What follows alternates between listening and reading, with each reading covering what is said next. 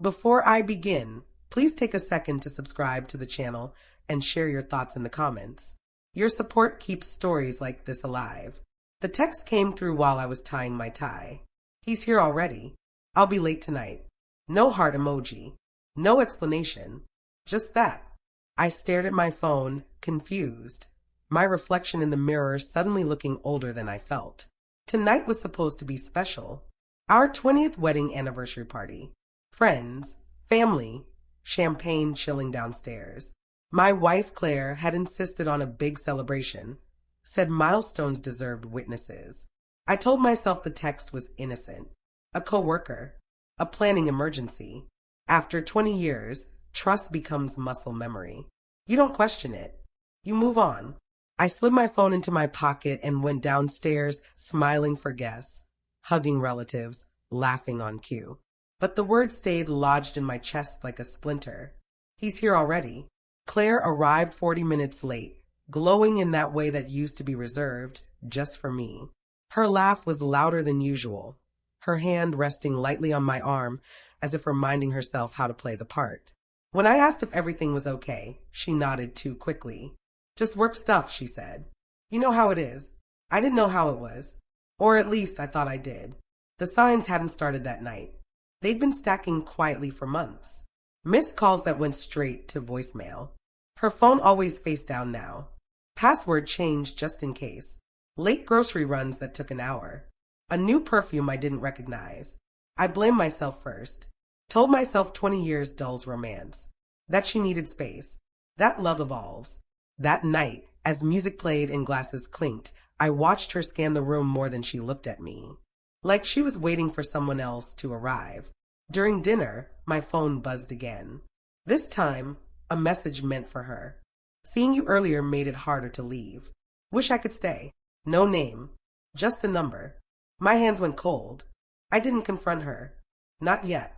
I slipped my phone back into my pocket and focused on breathing, on chewing, on not shattering 20 years of shared history in front of everyone we loved.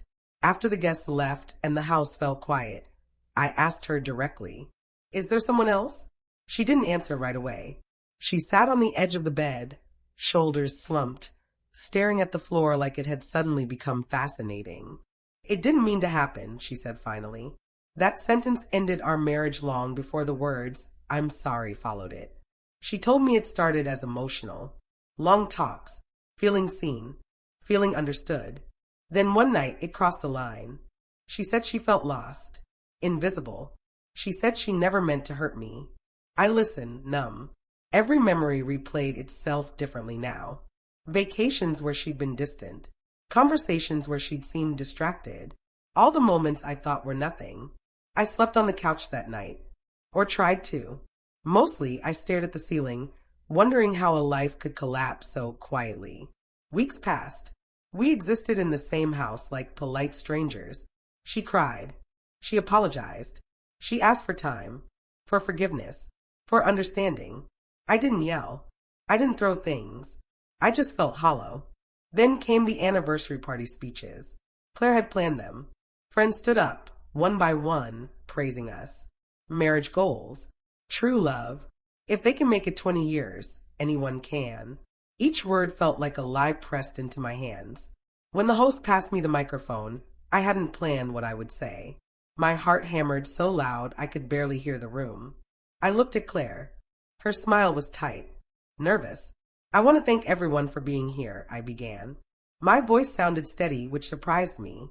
20 years is a long time. Long enough to learn that love isn't just about staying. It's about honesty. The room grew quiet. I stood here tonight listening to people celebrate something that hasn't been real for a while. And that's on both of us. But I can't let this moment pass pretending anymore. Claire's face drained of color.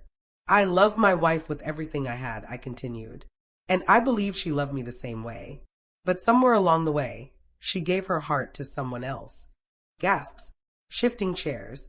Silence thick as fog. "I'm not saying this to embarrass her," I said, my voice finally breaking. "I'm saying it because truth matters, and I deserve to stop lying to myself." I set the microphone down and walked away. I didn't look back. The days after were brutal. messages from friends, from family, from Claire. Some angry, some supportive, some confused. We separated quietly. No dramatic fights. Just paperwork and boxes and the sound of a life being dismantled piece by piece. It's been a year now. I still miss her sometimes. Or maybe I miss the version of her I believed in. The woman I built a life with. The future I thought was guaranteed. But I've learned something important. Love without honesty isn't love. It's habit. And choosing myself that night, standing in my truth, was the first real act of love I'd given myself in years.